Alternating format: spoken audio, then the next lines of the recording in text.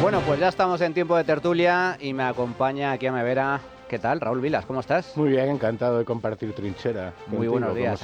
Aquí estamos con la ametralladora puesta y pegando tiros, aparte de resguardarnos de las bombas que nos caen alrededor, pero por lo menos tenemos aquí las ametralladoras dispuestas para contraatacar, que nosotros somos de responder, no de esperar que recibir los golpes sin hacer nada al respecto. Y también contamos con Nacho Bongiovanni, porque hace tiempo que no venías, Nacho, ¿cómo estás? Hace un tiempo, estuve un par de meses en Argentina, ahí en la Argentina de Milei. En verano, en la Argentina de Milei. Qué buenas noticias nos llegan de Argentina. La tierra prometida. Por suerte, de momento va todo mucho mejor que antes. Hombre, pues aquí todo lo contrario, como bien sabes. Sí.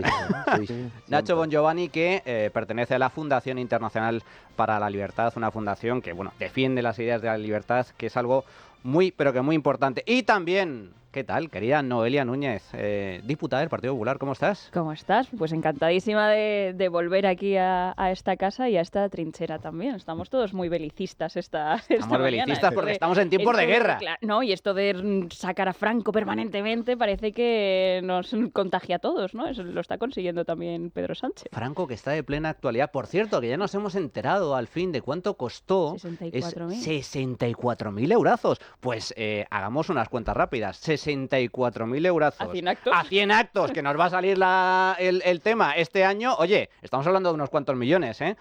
Solo para conmemorar la figura de Franco. Yo siempre he dicho, el único franquista o el mayor franquista que hay en España es Pedro Sánchez. Es el gran admirador del general. En un congreso de un partido político actual, la imagen de Franco ha sido Pedro Sánchez.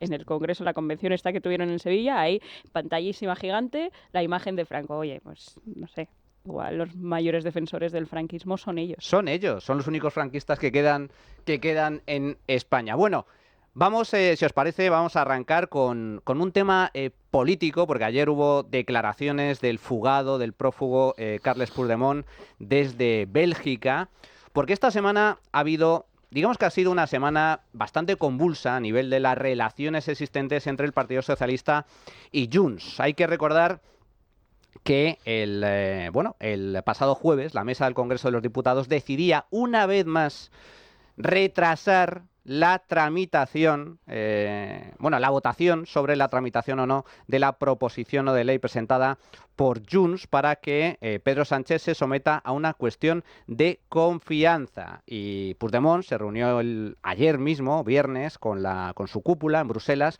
para darle respuesta a esta negativa por parte del presidente del gobierno. El secretario general de Junts, Turull, el número 2 del partido, ya había advertido a principios de semana que si Pedro Sánchez no cumplía los compromisos, pues que tomarían decisiones que no les gustarían. El gobierno, lógicamente, pues se niega a tramitar esa proposición no de ley porque Pedro Sánchez, si se somete a una cuestión de confianza y la pierde, estaría obligado a convocar elecciones. Por lo tanto, todo apunta a que no va a haber tramitación y en el momento en el que se vote, que en algún momento se tendrá que votar, finalmente será de rechazo. Y mientras tanto, Junts sigue exigiendo pues que Sánchez se implique en el reconocimiento del catalán en la Unión Europea, que se delegue las competencias de inmigración a Cataluña, con todo lo que eso implica, es decir, la gestión de las fronteras, no solo de los aeropuertos. Y lo que anunció ayer Puigdemont ¿qué fue lo que anunció ayer Puigdemont? Que en teoría rompía relaciones con el PSOE, pero a medias. Noelia, ¿tu opinión? Bueno, yo creo que es muy revelador, ¿no? Que el Partido Socialista esté dilatando todo este asunto de la PNL con una cuestión de confianza. Es verdad que la cuestión de confianza es una figura que la Constitución establece única y exclusivamente al presidente del Gobierno, pero precisamente esto es una PNL que un partido político, en este caso un grupo parlamentario como el de Junts, somete a debate. El paso previo es la mesa. Y la mesa sigue dilatándolo. Oye, dudas no ha tenido la mesa en ningún momento, el sector de la izquierda de la mesa, para admitir a trámite, por ejemplo, la ley Begoña. Una ley totalmente inconstitucional que ataca la Constitución. Esa no ha habido. Con la ley de amnistía tampoco la mesa tuvo ningún tipo de reparo, ningún tipo de duda. Pero con una PNL que presenta Junts para debatir este sometimiento del presidente a una cuestión de confianza, ahí sí ve reticencias y duda. Yo creo que lo que es revelador en esto es que Sánchez no tiene ni la confianza de la Cámara y, por supuesto, tampoco tiene la confianza de los españoles, ¿no? Y más allá de este rifirrafe que se entra entre unos y otros, en esta sólida y constituida mayoría progresista que sustenta el gobierno, la pregunta yo creo que nos tenemos que hacer todos es cuánto nos va a costar a los españoles este pseudo enfrentamiento, ¿no? Porque al final tenemos un presidente extremadamente débil, y los socios lo saben, sus socios lo saben, y cada vez van subiendo más y más y más el precio para que Sánchez siga en la Moncloa, ¿no? Veremos si esto requiere de un viaje del presidente del gobierno a Waterloo, hacerse la famosa foto con Puigdemont. Ya nos ha costado también. Estos rifirrafes ya nos ha costado pues un palacete de 16 millones de euros en París que le vamos a regalar al PNV, y cada vez nos va costando más a los españoles que Sánchez. Ya no solo son los impuestos que nos suben, ¿no? Sino el precio que tenemos que pagar para que Sánchez siga ahí en la Moncloa, ¿no? Por lo tanto, este pseudo enfrentamiento en esta pseudo mayoría progresista pues es una más, ¿no? Para seguir extorsionando al presidente del gobierno, porque saben que es un presidente débil, que tiene una situación extremadamente complicada también con su familia, con su partido, con su gobierno, con todo, y bueno, pues los socios están aprovechando esa situación de debilidad para seguir sacando beneficio y provecho del presidente del gobierno, ¿no? Seguir rascando a costa de todos los españoles, pero mi pregunta es, llevamos apenas 1 año y medio de legislatura, todavía queda una legislatura larga, si no sucede algo extraordinario como una moción de censura o algo, o un adelanto de elecciones. En teoría la legislatura pues se va a prolongar hasta el año 2027, así lo manifiesta Pedro Sánchez constantemente, y yo me pregunto, si los votos de Junts, ¿qué tipo de gobierno vamos a tener? Porque todo apunta a que no van a poder aprobar leyes, de lo cual, por cierto, yo me alegro enormemente, Raúl. Pues el tipo de gobierno que ya tenemos. Un gobierno que está sin presupuestos. En esta legislatura todavía no ha aprobado unos presupuestos. O sea, un gobierno que al que se pasa por el forro pues todas las normas habituales de una democracia. Y esto de Puigdemont pues es un sainete, además un sainete en sentido literal, porque tiene mucho de representación teatral, sobre todo por la parte de Puigdemont, que está amenazando constantemente, como escuché antes a Pablo Planas, que decía lo de el cuento de que viene el lobo, ya nadie se cree que viene el lobo.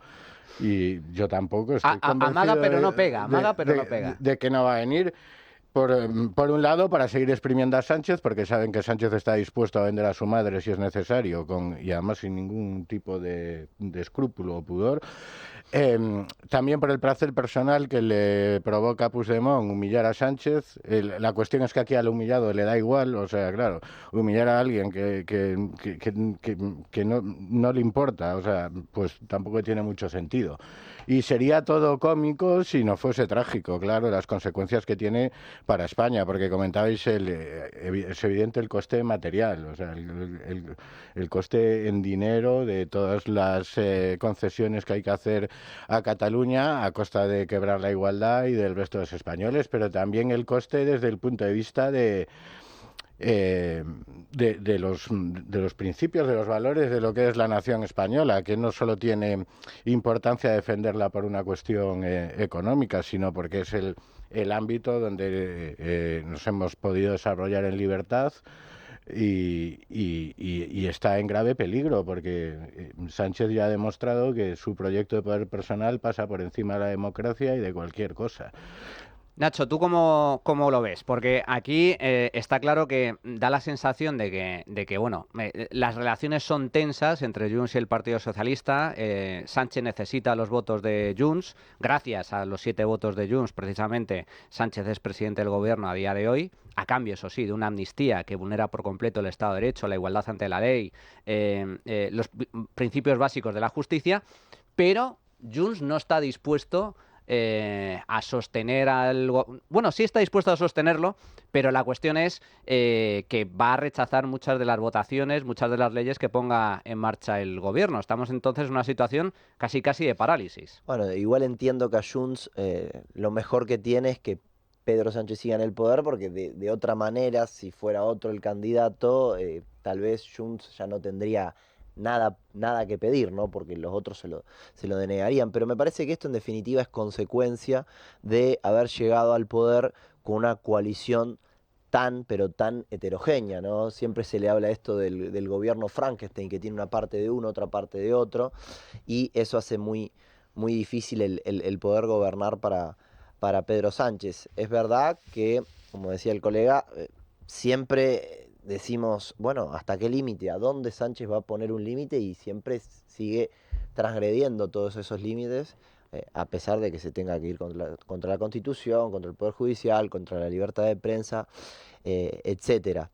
A mí me parece que no sé si va a poder aguantar mucho más estos cortocircuitos, ¿no? Me parece que en algún momento algo va a explotar, ¿no? Y la gente ya lo está viendo. Yo particularmente tengo algunos amigos que no están para nada metidos en cuestiones políticas ni nada de eso, y son chicos que votan al PSOE y me dicen, no, pero bueno, esto ya es demasiado, ¿no? Te digo lo que dice un... Hasta los propios votantes del PSOE dicen que es demasiado. No lo reflejan así las encuestas, No, especialmente está la bien. del CIS. No, está bien, claro, pero bueno, No sé por qué. bueno, a ver, claramente, el fantasma de la ultraderecha y demás se ve que también da cierto miedo, pero yo conozco gente que me dice, no, mira, este tipo ya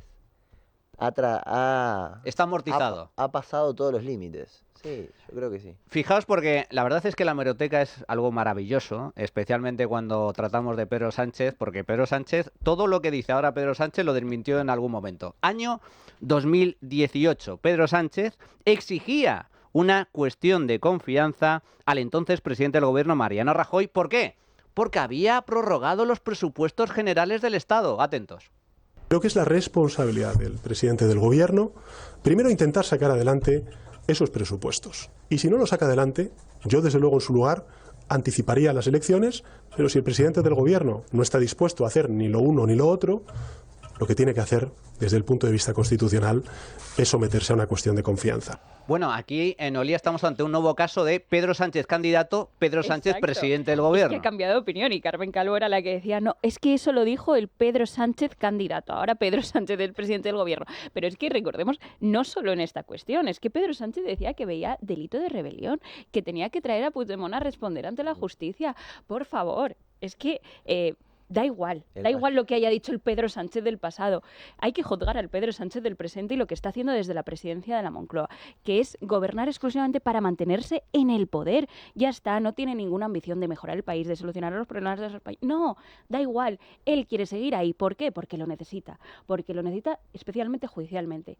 Porque tiene una situación, especialmente en su entorno personal, tremendamente complicada y necesita la figura de la Moncloa para protegerse a él mismo y a su familia. Así que hará lo que esté dispuesto a hacer, lo que haga falta para continuar ahí. Que Puigdemont le exige tal, lo hará. Que el PNV quiere un palacete, pues el palacete para el PNV. Que hay que romper la igualdad de los españoles, pues rompemos la igualdad de los españoles. ¿Para qué? Para seguir ahí, porque lo necesita, porque si no, tiene graves problemas judiciales. A mí me recuerda un poco a la figura de Nicolás Maduro, ahora ya, bueno, ahora no, ya desde hace años, dictador en Venezuela, que algunos dicen, no, bueno, acabará dejando el poder. Pero ¿cuál es el incentivo para que Maduro deje el poder en Venezuela? Si una vez que dejas el poder estás expuesto a que te persigan, te condenen, vayas a juicio, mientras tengas el poder estás blindado. Es un poco lo que está buscando Pedro Sánchez y yo por eso coincido contigo, Noelia, que a Pedro Sánchez no lo vamos a echar ni con agua caliente hasta que finalmente haya elecciones y los españoles así lo decidan. Pero comentabas, tema Puigdemont. Fijaos en lo que decía Pedro Sánchez en el año 2019, en ese debate, en un debate electoral en el que Pedro Sánchez anunciaba lo siguiente sobre Puigdemont. A ustedes, señor Casado, se le fugó Puigdemont y yo me comprometo hoy y aquí a traerlo de vuelta a España y que rinda cuentas ante la justicia. Este es el Pedro Sánchez candidato, año 2019, antes de las elecciones. Oye, ha cumplido, porque Puigdemont volvió a España, ¿eh? Sí. Con Pedro Sánchez hace unos meses en el gobierno, Es cierto. se paseó por España, se paseó por Cataluña y, oye, eso sí, ante la justicia no ha Pues respondido. claro, esa pero parte le faltó. sí que lo trajo a España, ¿eh? Lo trajo a España y dejó que se fuera otra vez. Efectivamente, pero no para lo que en teoría debería ser, que es para que sea juzgado. Y efectivamente, ahora, después de esa promesa en el año 2019, hace muy pocos días, Pedro Sánchez decía lo siguiente sobre Puigdemont. Sobre los encuentros con Carles Puigdemont o con Junqueras, yo lo he dicho desde el primer minuto que iniciamos la tramitación parlamentaria. La sociedad española no puede estar constantemente mirando hacia atrás. Tenemos que mirar hacia adelante porque tenemos enormes retos por delante.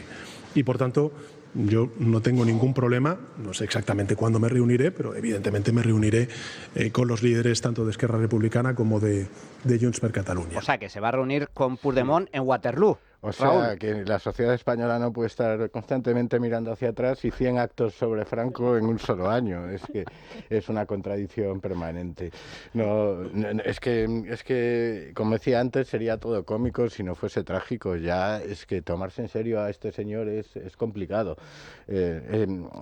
La tragedia es que en lo que es el bloque de izquierdas, tan mediático, político, no hay ninguna grieta. Están todos con Sánchez y ya puede hacer Sánchez lo que quiera, que no hay ni una crítica. Y sí, ya termino. Además te iba a mencionar a ti, porque tú decías, tú veías a Maduro. Yo creo que todavía, afortunadamente, no hemos llegado a eso. todavía no. Pero sí que creo que el paralelismo con los gobiernos peronistas argentinos es prácticamente calcado.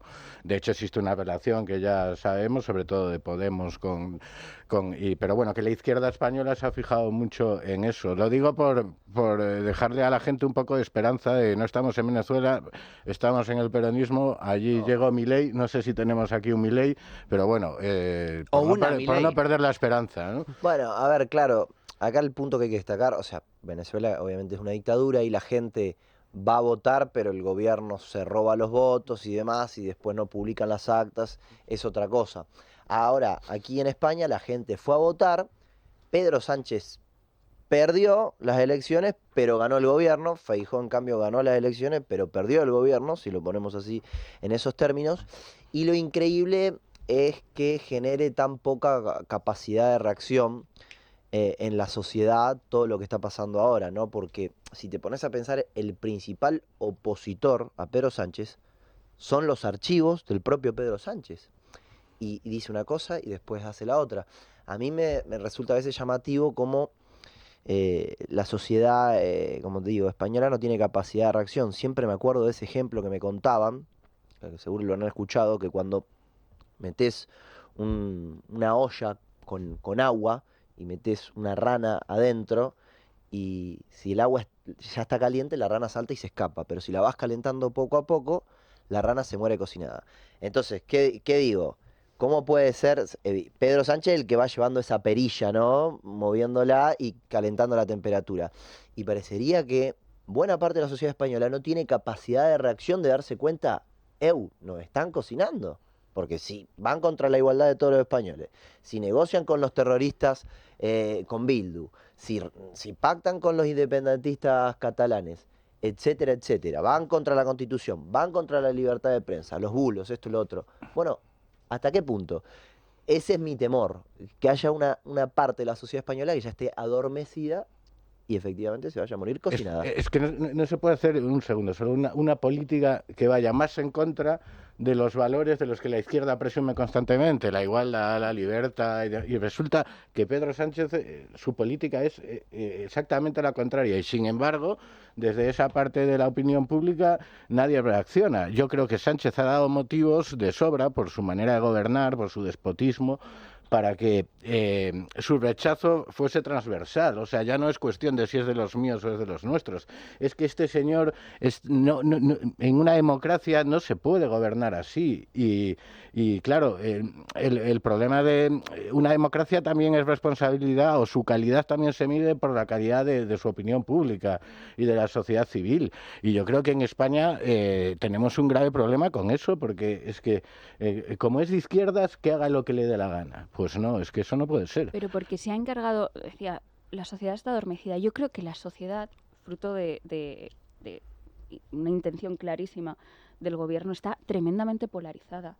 Por lo tanto, con ese miedo, ¿no?, a que gobiernen otros, pues oye, que al menos no gobierna la derecha, ¿no? Es lo que suelen decir para justificar todo lo que está haciendo Pedro Sánchez. Sumado a, hay una persecución de todos los poderes fácticos del Estado contra Pedro Sánchez porque no soportan que el progresismo esté gobernando en España, ¿no? Una persecución de los jueces, una persecución de los medios de comunicación, una persecución de la oposición. Oye, todo el mundo contra Pedro Sánchez para justificar lo que está haciendo Pedro Sánchez, ¿no?, cuando en realidad no hay una persecución contra una persona que está ahí única y exclusivamente por ceder ante todos los chantajes habidos y por haber, una persona que tiene escándalos judiciales en su entorno más cercano, en su partido, en su gobierno y en todo lo que toca, no hay una persecución contra él. Lo que pasa que, claro, se ha encargado todo este tiempo y esta agenda de los 100 actos para conmemorar los 50 años de Franco, es un intento desesperado, primero, de desviar el foco de atención en lo verdaderamente importante y de seguir intentando polarizar a la sociedad para hacernos creer que seguimos en una época de bandos, en una época de enfrentamiento, donde hay un bando franquista, donde hay un bando republicano, progresista en este caso, y que está en juego la libertad de todos los españoles. Es decir, están intentando polarizar hasta un extremo. ¿Para qué? Para intentar justificar todos los desmanes de este presidente, para intentar pues que la sociedad, en este caso, o la parte de izquierdas, ¿no?, de la sociedad, sea totalmente cómplice de todo lo que haga este señor en el poder. Es la esencia de gobiernos de este estilo. Divide y vencerás. Es populismo. Sí. Es una estrategia típica del populismo. Polarizar, dividir y vencerás. Los hechos no importan.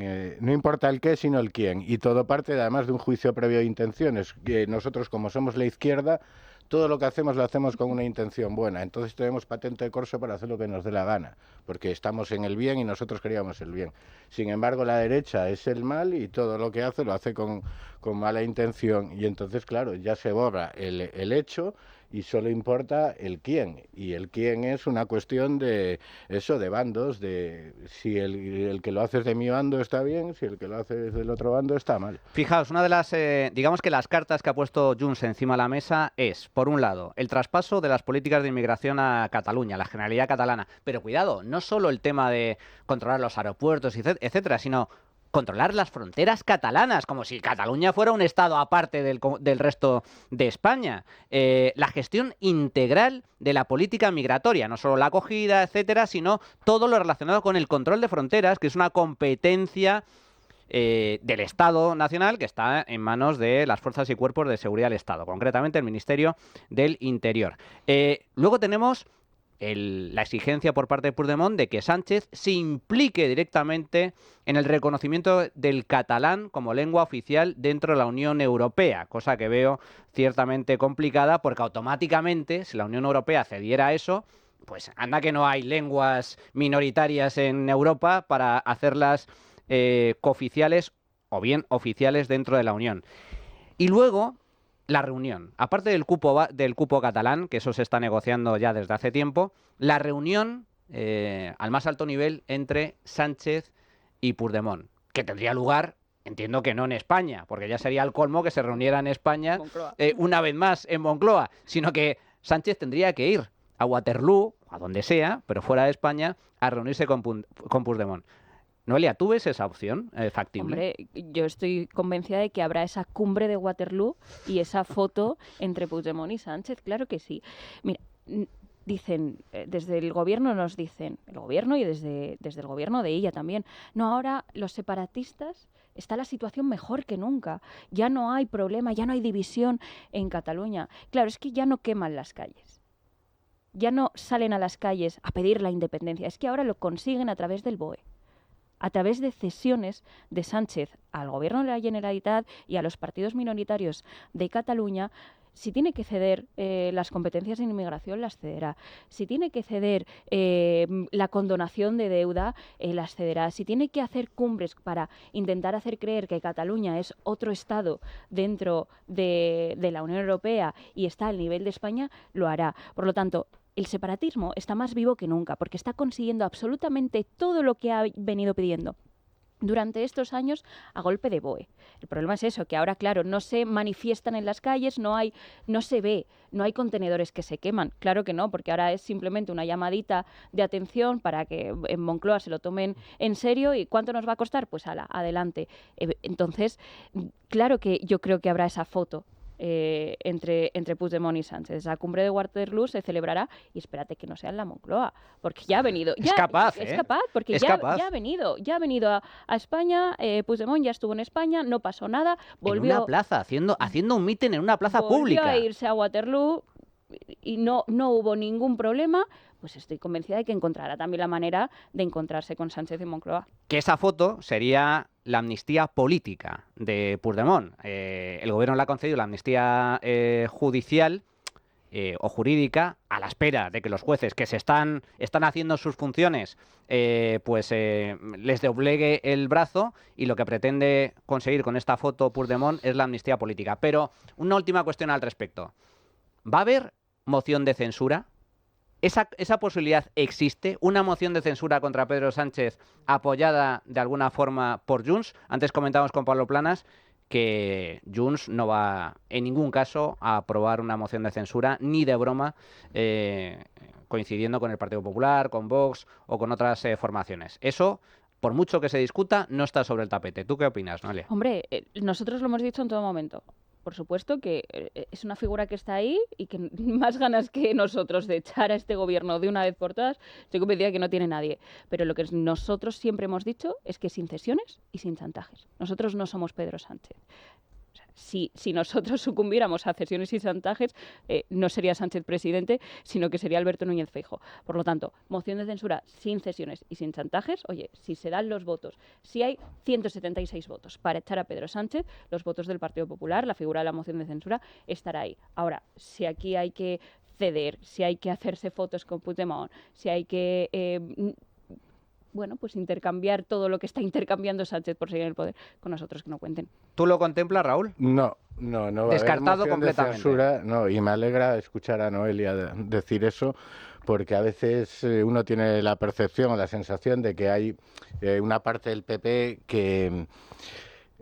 que se toma demasiado en serio esa posibilidad. A ver, la discusión de si la va a haber o no es un futurible y sería una cosa que no podríamos estar discutiendo mucho tiempo, porque hay gente que cree que sí, que llegaría un momento en el que pero en cualquier caso lo que no puede hacer el PP es, que su política gire en torno a esa posibilidad tan remota. En caso de haberla, pues sería para convocar elecciones, evidentemente, nada más. O sea, no sería para poner un gobierno de coalición del PP con Junts, lógicamente. En cualquier caso, no la va a haber, estoy convencido, porque a Puigdemont siempre le va a ser más rentable y beneficioso que gobierne Sánchez, que un gobierno que saldría de esa moción de censura, o sea, de unas elecciones que todo, vamos, salvo sorpresa mayúscula, que ya la ha habido, sería del Partido Popular con el apoyo de Vox o ya veríamos. ¿Y tú, Nacho, qué opinas al respecto? No creo, porque Junts, ¿qué tiene por ganar si se sumara una moción de censura? No lo veo posible. Bueno, pues yo estoy, ojalá, porque creo que sin moción de censura vamos a tener Pedro Sánchez hasta el año 2027. Hay algunas tesis que dicen que a Junts realmente lo que le conviene es que gobierne la derecha en España, porque esa forma es la forma que tiene también de reavivar su voto y precisamente azuzar digamos que la movilización en las calles. O sea que veremos, aunque yo también descarto esa posibilidad, al menos a corto o medio plazo. Llegados a este punto vamos a hacer una pequeña pausa y regresamos con un tema que está de plena actualidad, cambiando ya completamente de tercio, el caso Rejón, que está una vez más en los medios, en las tertulias, porque ha habido ya declaraciones ante el juez, y esto ejemplifica una vez más el feminismo de salón de la izquierda. Mucho proteger a la mujer, pero luego, ¡ay, amigos!, la hipocresía. Regresamos ahora. La trinchera de Llamas, con Manuel Llamas. Bueno, señores, Íñigo Rejón, ex portavoz de Sumar, líder de la extrema izquierda, mano derecha de Yolanda Díaz en esa coalición de partidos que vienen parte de Podemos, parte de Izquierda Unida, parte de otro tipo de partidos nacional comunistas, dimitió el pasado mes de octubre después de que saltara un escándalo a los medios de comunicación. Todo parte de una publicación de Cristina Fallarás en Instagram, donde se recogía una denuncia anónima de una mujer sobre un político que vive en Madrid, decía, al que acusaba de ser un maltratador psicológico, de ser extremadamente simpático inicialmente para engancharte, y cuando ve que lo ha conseguido, pues empiezan los desplantes, y que si hacías algo que no le gustaba, pues que te castigaba con silencio, indiferencia, para que vayas aprendiendo a Dios, que es lo que se cree que es. Esto es lo que denunciaban anónimamente algunas mujeres en esas redes sociales de Cristina Fallarás. Se hicieron eco algunos usuarios que señalaron directamente a Rejón, salta la noticia. Sumar le pregunta a Rejón si este tipo de cuestiones son así. Finalmente Rejón dimite, y ese mismo día, por la tarde, la actriz Elisa Muliá presenta una denuncia ante comisaría sobre unos hechos acontecidos en septiembre del año 2021, durante la presentación del libro de Íñigo Errejón, en donde ella denuncia que asiste a una fiesta con Íñigo Errejón y se produce una serie de tocamientos, una serie de, lo que ella califica como agresión sexual, que luego continúa en la casa del propio Errejón. Esta misma semana han declarado los implicados, Íñigo Errejón y la actriz Elisa Muliá. Y claro, aquí las versiones son muy diferentes. Lo que dice Íñigo Errejón, lo que dijo a la entrada de los juzgados, era que él defendía su inocencia. Yo por mi parte voy a ser muy breve, solo 3 cuestiones por mi parte. En primer lugar, este es un día, ya se ve, un día esperado, y en particular es un día muy esperado por mí. En segundo lugar, es un día que yo afronto con plena confianza en la actuación de la justicia. Y en tercer lugar, quiero dejar claro que yo vengo hoy aquí a defender mi inocencia, y eso se hace, en primer lugar, delante del juez, se hace ahí dentro. Así que, como ustedes comprenderán, las explicaciones las voy a dar en primer lugar donde corresponde, que es por respeto a su señoría delante del juez. Vale, me parece perfecto que Íñigo Errejón defienda su inocencia. Todo el mundo es inocente mientras no se demuestre lo contrario, pero solo me gustaría recordar que Íñigo Errejón decía que las denuncias falsas no existen, no existían. Íñigo Errejón, que defiende su inocencia y por lo tanto está diciendo que la denuncia de Elisa Muliá es falsa, decía en su propia red social, en X, en Twitter, lo siguiente: no hay denuncias falsas. Hay una derecha fanática cuyo trabajo es criminalizar a las mujeres. Mira, yo no sé si aquí quién lleva razón, esto lo determinarán los jueces, pero lo que es Íñigo Errejón es un cínico y un hipócrita de primer nivel. Pero no solo Íñigo Errejón. Como bien decías, este asunto está judicializado, han declarado esta semana, y es trabajo de la justicia ahora dilucidar qué es lo que ha pasado aquí y determinar si hay delito o no. Pero lo profundamente grave es que no se circunscribe solo los señalamientos, las acusaciones no se circunscriben solo al caso de la señora Muliá, sino que ya hubo un caso donde se acusó a Íñigo Errejón de conductas inapropiadas totalmente con una mujer. ¿Y qué hicieron en su partido?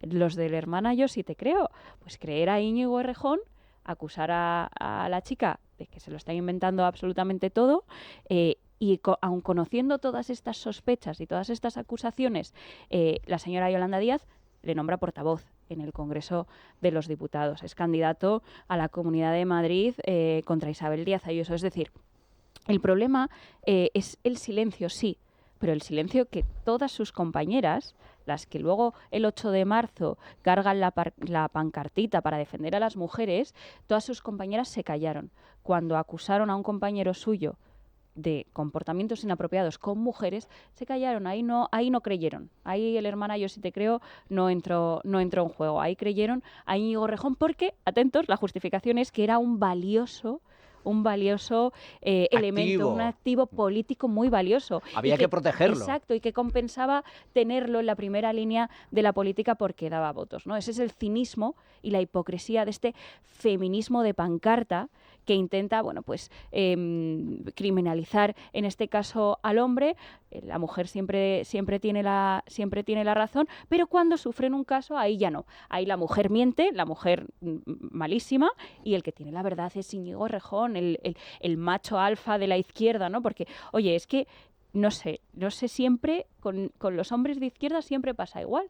Acordaos de aquel chat que se filtró donde el señor Iglesias, otro adalid del feminismo, el feminismo español, la azotaría hasta que sangrase, pero es que una tras otra, siempre pasa lo mismo con los hombres de izquierdas, ¿no? Y siempre pasa lo mismo con las feministas de pancarta, que cuando son los suyos callan. Ahí ya no importan las mujeres, no importa la dignidad, no importa los derechos, la libertad, ahí no, ahí importa solo que el macho alfa de izquierdas esté ahí en primera línea. Nacho. Errejón, con sus ideas, era uno de los que iba justamente con la presunción de inocencia, contra la presunción de inocencia, y ahora pide inocencia. Después, por el otro lado, como el tuit que mencionaste, era uno de los que decía que no existían las denuncias falsas, y ahora dice que sí, que esta denuncia efectivamente es falsa. A mí, cuando pasó lo de Errejón, lo primero que se me vino a la cabeza, antes hablábamos de esto, de la peronización de España y todo esto, es lo que pasó en mi país con Alberto Fernández, con el entonces presidente Alberto Fernández. Alberto Fernández, me acuerdo que había gente que lo aplaudía porque Alberto se ponía una corbata verde y las feministas estaban aplaudiendo diciendo la corbata verde abortera de Alberto Fernández, qué cosa hermosa. En la gestión de Alberto Fernández se crea el Ministerio de la Mujer, para que te des una idea. Creó el Ministerio de la Mujer mientras le pegaba a la esposa que estaba embarazada. Estos tipos de izquierda que se dicen defender es una panda miserable al feminismo, ¿no? Entonces, a mí lo que me parece que también ha pasado, ya directamente con el feminismo y con todo esto del ni una menos y hermana, yo sí te creo, es que se pasaron, que comenzó como algo que pretendía defender a las mujeres y ahora se volvió a atacar a los hombres, ¿no? Bueno, atacar a los hombres, Íñigo Errejón, por lo que entiendo, es un hombre y ahora le está tocando a él. Brevemente, Raúl. Sí. Bueno, Errejón yo creo que se retrató al dimitir con aquella carta que publicó, que en mi opinión es el mayor ejemplo de lo que es un cretino que hemos tenido en la política reciente, o incluso nos podríamos ir muy atrás en la historia. Una carta en la que decía, achacaba sus comportamientos poco edificantes al estilo de vida neoliberal, al capitalismo, o sea, un tipo incapaz de asumir su responsabilidad como un adulto. La carta propia de un crío, de un niño malcriado, infantil, con ínfulas, con mucha pretensión intelectual. Claro, la reflexión que te lleva a esto es que si a un tipo de este nivel se le concedía, como decía Noelia, un liderazgo moral e intelectual, era un gran valor del partido, ¿cómo serán los y las que están debajo? Las que estaban debajo ya hemos visto cómo son, con el papelón que han hecho, diciendo que no sabían nada y demás. Y por último, Errejón reclama un juicio justo y defiendo su inocencia. Yo también lo pido para Errejón. La diferencia es que Errejón, si a mí me hubiese pasado lo mismo, que no me va a pasar porque no tengo esas costumbres, pero si me hubiese pasado, él no pediría un juicio justo para mí. Y bueno, imagínate además, siendo yo ya llevando la cosa, siendo de libertad digital y tal. Ya estarías condenado totalmente. Un facha violador. Pues sin embargo, yo sí que creo que Errejón tiene derecho a la presunción de inocencia y a un juicio justo. Y viendo la denuncia, pues creo que probablemente sea declarado inocente. Sí, esta es la clave y desde luego tiene mucha enjundia esa denuncia porque hay claras contradicciones. Hay que ver si realmente el testimonio es coherente o no es coherente y que en última instancia lo que se denuncia, ella misma lo reconoce, la propia actriz reconoce que llegado a un punto le para los pies a Errejón, le dice, oye, hasta aquí,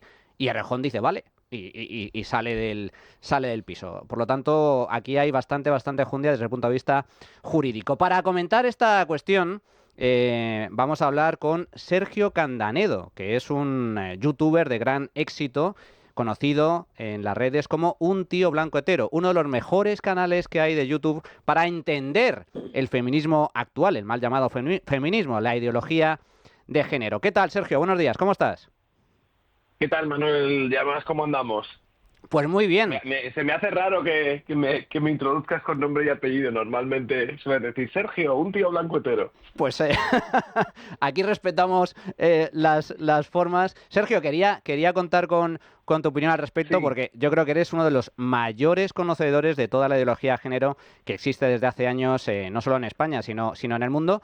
¿Qué opinas del caso Errejón? Esta semana ha habido declaraciones ante el juez por parte de Errejón y por parte de la actriz Muliá, y Errejón dice que defiende su inocencia, que lo que ha hecho Muliá es ni más ni menos que una denuncia falsa. Una denuncia falsa. Sí, a ver, esto tristemente me parece un caso muy disfrutable a esas alturas ya de la película, teniendo en cuenta pues toda la trayectoria que nos llevan trayendo estos señores. Vamos a ver, lo que les está sucediendo es algo que creo yo que viene pasando ya desde hace tiempo con todas las cosas que lleva activando la izquierda progresista en los últimos años en este país, y te diría que en todo Occidente, que al final acaban siendo ellos las propias víctimas de sus propias tendencias. Es decir, les pasó con los scratches, les ha pasado con el caso de Me Too, les ha pasado con la cultura de la cancelación, y les ha pasado con muchos movimientos que ellos activan como una instrumentalización política de ciertas banderas sociales, y al final pues acaban siendo canibalizados por ellos. Bueno, en el caso de Íñigo Errejón, el señor de las denuncias falsas no existen, es una criminalización que hace la extrema derecha hacia las mujeres, pues ahora, en teoría, él dice que está siendo víctima de una denuncia falsa. Entonces, yo no sé esto si lo va a explicar, yo no sé, yo tengo muchas ganas. El otro día me alegré mucho de que Íñigo Errejón saliese a contestar a la prensa y dijese que él iba a hablar ante el juez, que él no tenía que demostrar su inocencia ante nadie más que ante su señoría, lo cual me parece muy bien, porque está bien que por fin reclame un Estado de Derecho más o menos garantista que él previamente quería negarle a los demás. Tengo que recordar que Íñigo Errejón es el mismo señor que abanderaba la causa, por ejemplo, contra Rubiales después del pico a Jenny Hermoso. O sea, quiero decir, son todos estos individuos los que en el pasado han azuzado esta suerte de pánico sexual o terror hacia cualquier elemento que pudiese incomodar a las chicas, y que luego sabemos ahora mismo que en la intimidad este tío pues se comportaba, como él decía, como un ave depredadora. Pues mira. Es lo que yo llamo justicia poética. O justicia divina, divina. Me gustaría también saber tu opinión sobre la ley del sí es sí, porque la ley del sí es sí, la ley que impulsó Irene Montero, ex vicepresidenta del gobierno, no solo dejó en libertad y redujo penas a cientos, miles de violadores y pederastas y agresores sexuales que por culpa de esta nefasta ley salieron de la cárcel antes de tiempo, sino que además introdujo cambios sustanciales dentro del marco jurídico, calificando como agresión sexual cualquier tipo de actitud en el caso de que no exista consentimiento, incluso revirtiendo la carga de la prueba. ¿Esto de alguna forma genera más inseguridad jurídica? ¿Tú qué opinas, Sergio? A ver, yo, después de hablar con muchos, evidentemente yo no soy jurista, pero sí que he hablado y contactado con muchos, y hay un cierto debate, ¿no? Por una parte, hay algunas que piensan que evidentemente ha generado más indefensión jurídica, en tanto ha convertido en una abstracción la idea del consentimiento. El consentimiento a la hora de denunciar las agresiones sexuales siempre ha estado en el centro. Y esto, si le preguntas a cualquier magistrado o a cualquiera que esté un poco instruido en derecho penal, te lo dirá. Es decir, las agresiones sexuales eran agresiones sexuales en tanto no había consentimiento de la mujer, mucho antes de que viniese Irene Montero. Claro, estas personas siempre están intentando hacernos creer que han inventado el fuego, y hicieron un determinado cambio a partir del cual el hecho de que no hubiese, nos querían hacer creer que el hecho de que no hubiese consentimiento pues significa que iba a ser una agresión sexual, y por fin no, el consentimiento iba a estar en el centro. Pero el problema al final sigue siendo un problema de prueba.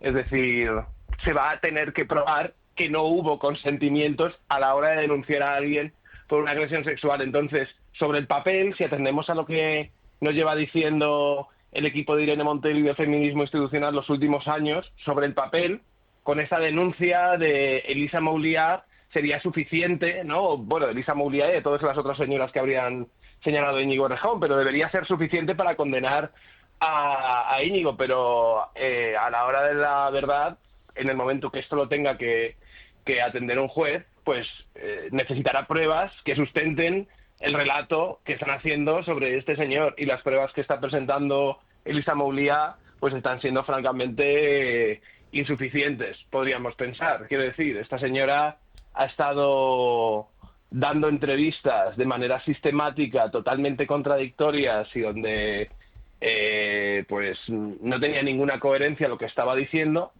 Y ayer mismo, de hecho, fue a dar una entrevista a Telecinco después de salir de los juzgados, que fue divertido porque al salir de los juzgados ella dijo que había sido una experiencia durísima, porque había tenido que revivirlo absolutamente todo, y había sido un episodio traumático para ella, volver a tener que contar toda su experiencia terrible con Íñigo Errejón, que le había afectado muchísimo. Claro, que luego vayas de nuevo esa misma noche a contarlo en un plató de Telecinco, me imagino que tras pasar por caja, delante de millones y millones de espectadores, además con unos gestos y unas exageraciones que eran cuanto menos entretenidos de ver, pues yo creo que habla por sí solo. Entonces, al final, con la ley del solo sí es sí, yo creo que como con casi todo lo que ha salido del Ministerio de Igualdad de Irene Montero, era como un episodio de marketing político, por decirlo así, una especie de vengo aquí a reinventar la justicia y a traerlo para todos, y al final lo único que han conseguido es que para los jueces no cambia absolutamente nada, porque van a seguir teniendo que probando las agresiones sexuales, como no puede ser de otra manera, por mucho que a ellos les gustaría dinamitar la presunción de inocencia y cambiar la carga de la prueba. Y, por otro lado, también han conseguido liberar a miles de agresores sexuales, bueno, a cientos de agresores sexuales, pero rebajarle la condena a miles, lo cual es un paso atrás y va totalmente en la línea contraria de lo que se supone que ellos defendían. Pero pasa como con todo, a esta gente luego se les juzga por sus intenciones, no por sus resultados. Y así hay todavía personas que creen que lo que hizo esta señora en el Ministerio de Igualdad fue todo un éxito. Sergio, un tío blanco, hetero, muchísimas gracias, fuerte abrazo. Espero contar contigo. Un abrazo a ti, Manuel. Espero contar contigo en alguna otra ocasión para comentar este y otros temas relacionados con el feminismo. Muchas gracias, Sergio, fuerte abrazo. Cuando quieras, Manuel, un saludo, chao. Bueno, pues hasta aquí, por cierto. Sergio es uno de esos youtubers de éxito que se ha exiliado a Andorra, cansado, harto del expolio fiscal que sufre en España y la persecución por parte de Hacienda. En fin, es lo trágico, una de las grandes tragedias de este país. Seguiremos muy de cerca todo lo que pase con el caso Errejón, pero nosotros ahora nos tenemos que ir a una pequeña pausa y regresamos con este y más temas. Bueno, vaya polémica que se ha generado esta semana porque... Vamos a ver, el tema de la gota fría es un escándalo a todos los niveles, pero ahora que estamos en la fase posterior, en la fase en la cual el gobierno debería apoyar a los valencianos mediante la concesión de ayudas masivas, también ayudas directas, pues resulta que los propios afectados, no solo a nivel político, sino la gente, los ciudadanos afectados por la gota fría, los damnificados de ese desastre natural y de ese desastre de gestión, pues se quejan de que las ayudas no llegan. No están llegando por parte del gobierno, y esto también ha generado una intensa polémica porque esta semana hemos descubierto que el gobierno, a pesar de que Pedro Sánchez lo había anunciado, aún no ha solicitado a la Unión Europea el Fondo de Solidaridad para la reconstrucción de la gota fría. Sin embargo, después de que se anunciara el alto el fuego en Gaza, en esa guerra, en ese conflicto que existe entre Israel y los terroristas de Hamás, al gobierno le faltó tiempo para anunciar la concesión de 24 millones de euros en ayudas directas para Gaza, que está gobernada, insisto, por Hamás, una banda terrorista, asesina, criminal. 24 millones de euros ampliables hasta 50 millones de euros. Pues bien, Carlos Mazón, el presidente de la Generalidad Valenciana, se quejaba del diferente trato que están recibiendo por parte del gobierno en comparación con Gaza. Lo decía así. El 2 de noviembre, Pedro Sánchez propinó a los valencianos si quieren ayuda, que la pidan. Y apretando los dientes ante tal infamia, eso hicimos. 2 días después enviamos un listado inicialmente valorativo, con 136 medidas concretas por un importe de 31.000 para ayudas directas. Respuesta, 16.000 millones, de los cuales más de la mitad son préstamos a devolver con intereses. Ayudas directas, a lo que vamos a tener que pagar los valencianos, 0. Es la primera vez que ocurre que vamos a tener que asumir directamente el 100% desde la Generalitat todo el gasto sanitario, de todas las reformas de los centros de salud, todo el gasto educativo, de todas las reformas de los centros educativos, todo el gasto en carreteras, todo el gasto en los servicios sociales, residencias de mayores. Lo vamos a pagar íntegramente todos los valencianos, con 0 ayudas directas a la Generalitat valenciana por parte de Pedro Sánchez. Le doy la enhorabuena a el pueblo de Gaza, que ayer nos enteramos que van a recibir más de 24 millones de euros en ayudas directas. Me alegro mucho por el pueblo de Gaza, de verdad que me alegro mucho. La Generalitat valenciana va a recibir 0 ayudas directas del gobierno de Sánchez. Bueno, así lo explicaba Carlos Mazón, y a continuación hay 2 tuits por parte del Partido Popular que no me cansaré de repetirlo. Son magníficos a nivel de comunicación. Un tuit de Nuevas Generaciones diciendo: Gaza, municipio de la provincia de Valencia. Y otro por parte del PP a nivel nacional: si pides la ayuda en árabe, llega antes. Bueno, pues se ha montado la mundial. Toda la izquierda acusando de racista, qué vergüenza, inhumano. Noelia, ¿qué ha pasado aquí? Bueno, pues si a la izquierda no le ha gustado el tuit, yo creo que es una señal de que hemos está bien. Porque, sobre todo porque la gente lo entiende. Entiende que tenemos un gobierno que ha movilizado recursos en tiempo récord para ayudar a Gaza. Entiende que tenemos un gobierno que intentó utilizar la riada de Valencia para conseguir aprobar los presupuestos, porque de eso el gobierno no habla. Cuando intentaron como medida de presión para que la ayuda llegara a los valencianos, el que teníamos que votar los presupuestos, intentando extorsionarnos, poniendo a los valencianos y utilizando a los valencianos para aprobar sus presupuestos, ahí el gobierno no dijo nada. Pues yo, parafraseando al gobierno, al presidente Sánchez, si necesitan más tuits, que los pidan. Pero nosotros no vamos a seguir a parar de defender a los valencianos para que lleguen las ayudas directas, porque no están llegando. Ellos dicen, se han pagado ya 1.000 ayudas, se han pagado ayudas a través del consorcio de seguros, pero ayudas directas no han llegado. Dejaron de lado los coches, que es un problema que ha habido enorme porque se han destruido miles de coches. Empresas, autónomos, necesitan recursos inmediatos, sin burocracia, sin líos de administraciones, necesitan ayuda directa. Necesitan recursos directos, y nosotros seguiremos trabajando para que llegue de verdad el dinero a los valencianos, para intentar conseguir que se reconstruya la zona, para que recuperen cierta normalidad lo más pronto posible, sin extorsiones de presupuestos, sin intentar encontrar artimañas políticas. Yo creo que el gobierno aquí ha visto una oportunidad política.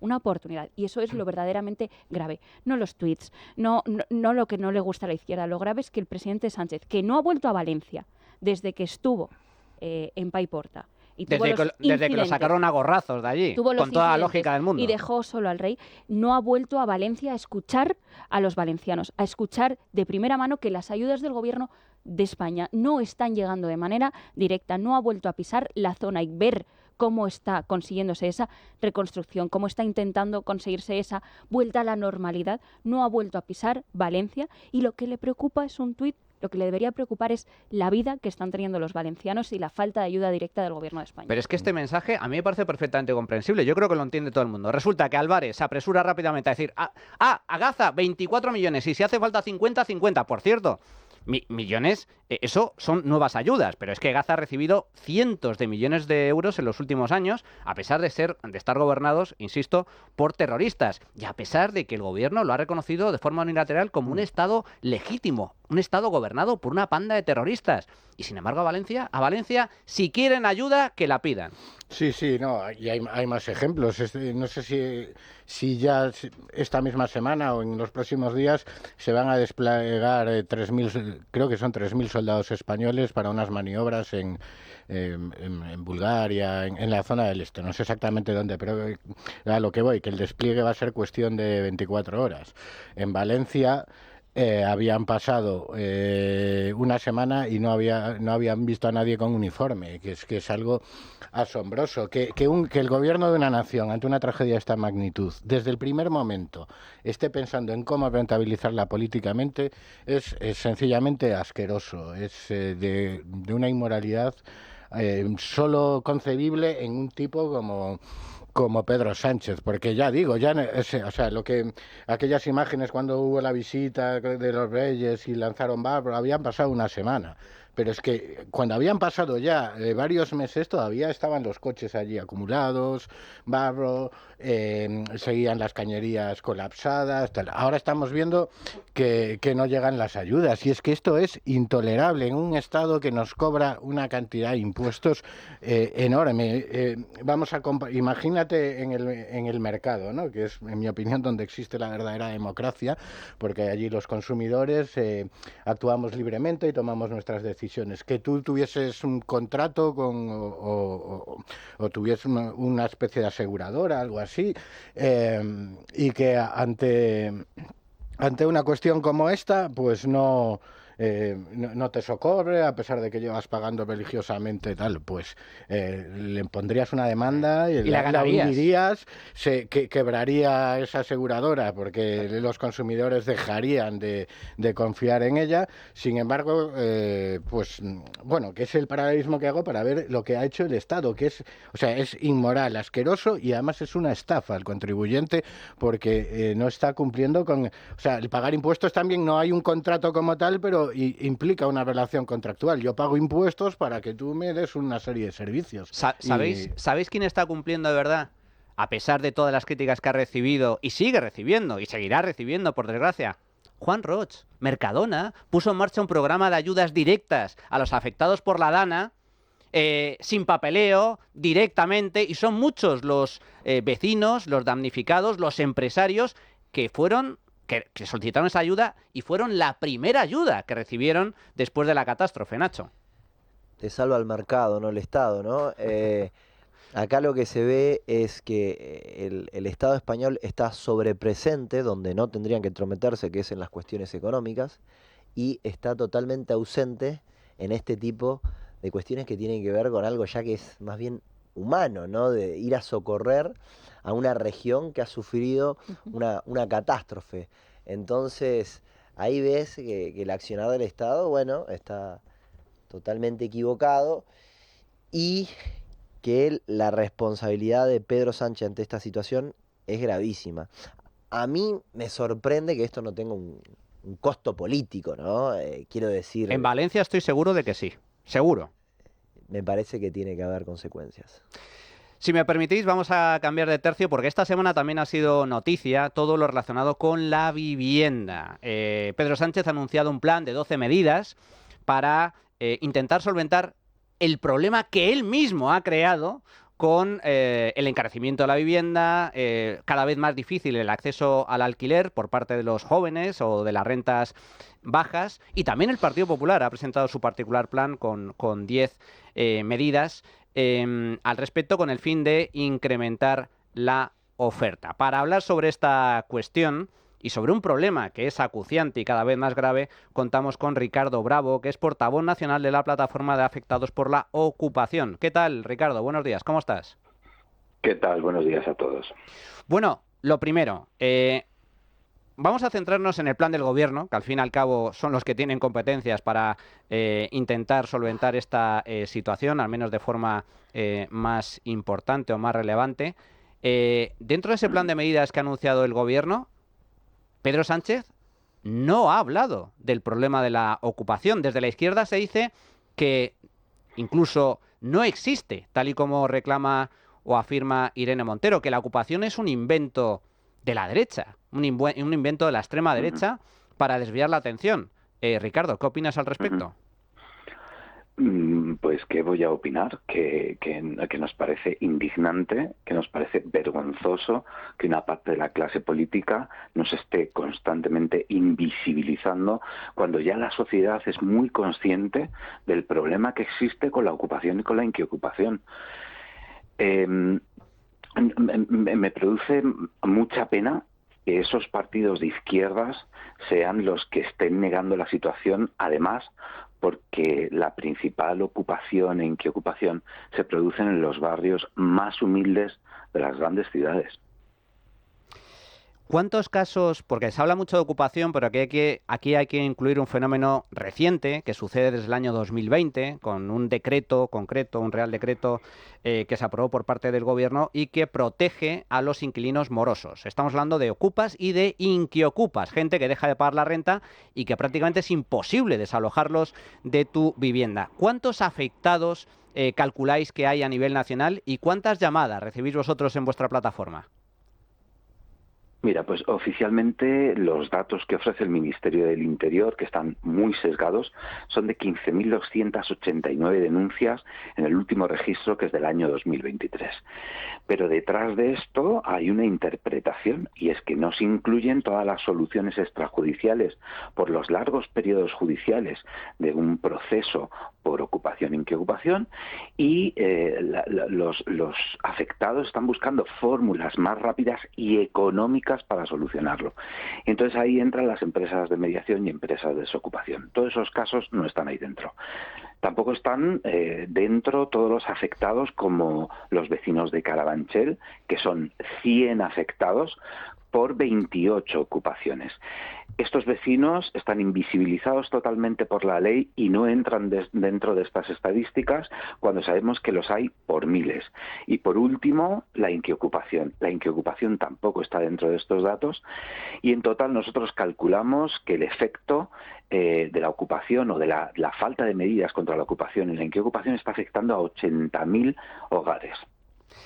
Esta misma semana hemos conocido una propuesta por parte de Podemos, que al fin y al cabo pues sigue siendo uno de los socios del gobierno, necesitan sus votos para poder gobernar y para poder aprobar leyes, una propuesta que consiste directamente en ilegalizar Desocupa. Bueno, Desocupa, y entiendo que también el resto de empresas totalmente legales y legítimas que se dedican a hacer lo que debería hacer el Estado, lo que debería hacer el gobierno, que es devolver la legítima propiedad usurpada a sus propietarios. ¿Qué opinas de que desde la extrema izquierda se pretenda ilegalizar a las agencias que se dedican a la intermediación para desalojar a ocupas?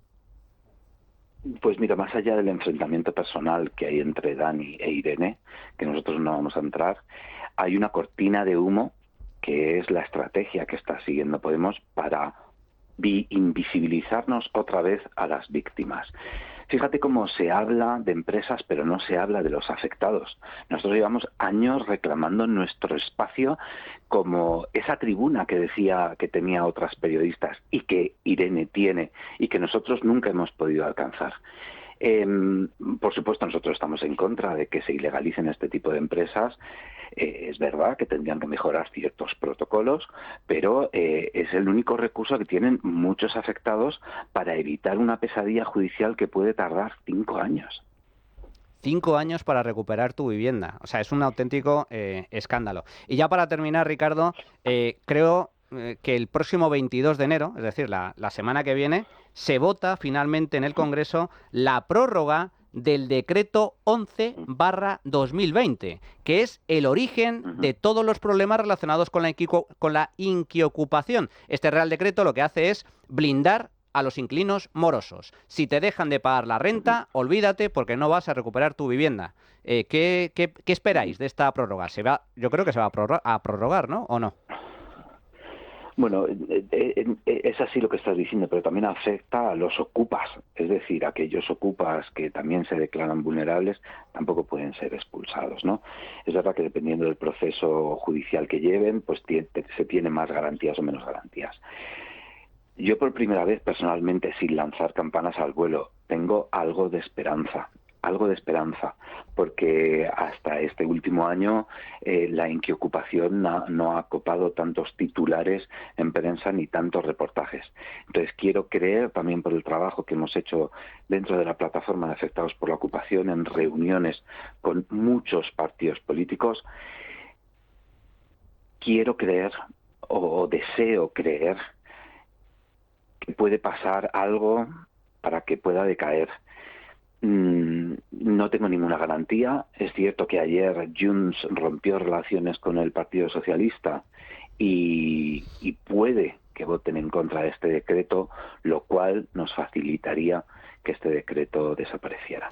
Ojalá sea así, y en caso de que así sea, nosotros lo celebraremos y lo informaremos al respecto.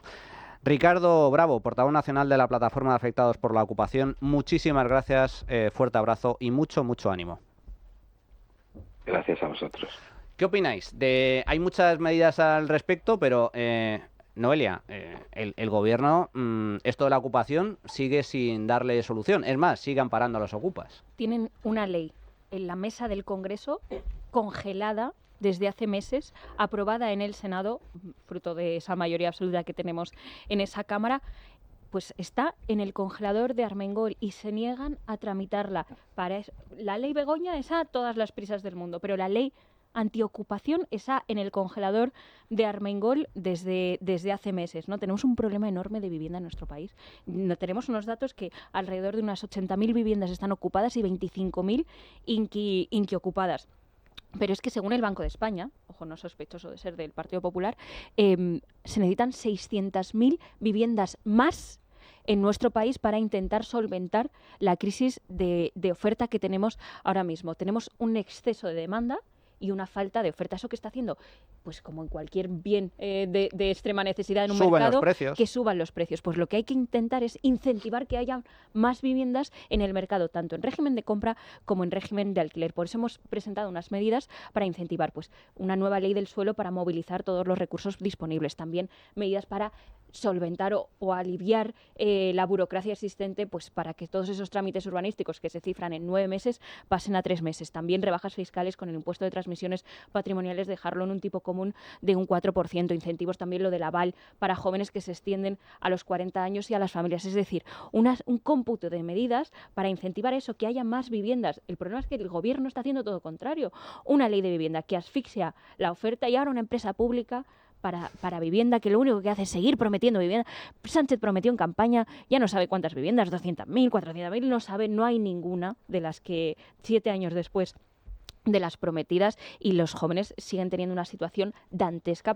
Somos los jóvenes que más tarde nos vamos de casa a nuestros padres. Tenemos que destinar más del 100% del salario para hacer frente al pago del alquiler. Pues yo creo que este tema hay que tomárselo en serio y no con anuncios, promesas vacías para intentar hacer que te preocupa un poquito, pero en realidad no. Hay que tomar medidas, que ayuden a que haya más vivienda disponible en el mercado, porque es el tema capital. El problema de la vivienda es un problema de oferta. Se necesita mucha más oferta, hay que construir y hay que garantizar la seguridad jurídica para echar a los morosos, no solo a los ocupas, a los morosos y a los ocupas de inmediato, para poder facilitar la salida al mercado de vivienda. Seguridad jurídica al propietario, que también es una de las medidas, con un seguro de impagos a cargo de la administración, para que, oye, pues si hay una situación de impagos, que el propietario tenga esa seguridad y pueda seguir teniendo su piso en el mercado. A ver si por lo menos se deja prorrogar este decreto que ampara precisamente a los ocupas y a los inquiocupas. Votación que va a tener lugar esta misma semana, la semana que viene, en el Congreso. Adrián, cuéntanos, ¿cuál ha sido el resultado de la tuitencuesta y qué opinan nuestros oyentes? Pues a nuestra pregunta hoy, ¿qué opinan del escándalo de Íñigo Errejón? Nuestras opciones eran: es inocente, es culpable o es un hipócrita, y ha ganado con el 73% de los votos, es un hipócrita. De eso no hay duda, ¿no? Eso no hay duda. Y seguido del 22% que es culpable, y tan solo un 5% cree que es inocente. Así que también nos han dejado esto los oyentes a nuestro teléfono móvil. Para mí es un pedazo de hipócrita y a la vez culpable, porque seguramente que habrá hecho actos violentos en las acciones sexuales que ha ejercido contra las mujeres. Aunque también alguna yo creo que va de listilla y quiere sacar tajada del tema. Pero vamos, el tío es un hipócrita porque ha atacado a muchos hombres y se ha posicionado en posturas de un feminismo radical total. En este tema concreto de Errejón no me merecen confianza, no me creo a ninguno de los dos. Pero la vida de Errejón es más amplia y si fuera un hombre conservador, las feministas montarían su escándalo. Estoy encantada con lo que le ha pasado a ese repugnante ser que es Errejón. Estoy encantada de que caiga todo el peso de la ley. Íñigo Errejón es un hipócrita, porque haya lo que haya pasado con Elisa Mouliá, su lema, yo hermana si te creo, a él no le va. Bueno, pues hasta aquí la opinión de nuestros oyentes. No hay duda, puede ser inocente o culpable, pero lo que no hay duda es de que es un hipócrita y un cínico de primer orden. Raúl Vilas, muchísimas gracias, como siempre. Un placer. Nacho Bongiovanni. Muchísimas gracias. Muchísimas gracias. Como siempre. Y Noelia Núñez. Un placer, como siempre. Muchas gracias. Y nosotros seguimos. A continuación repasamos las noticias económicas, principales noticias económicas de la semana, y luego nos vamos de viaje. La Trinchera de Llamas. Es Radio.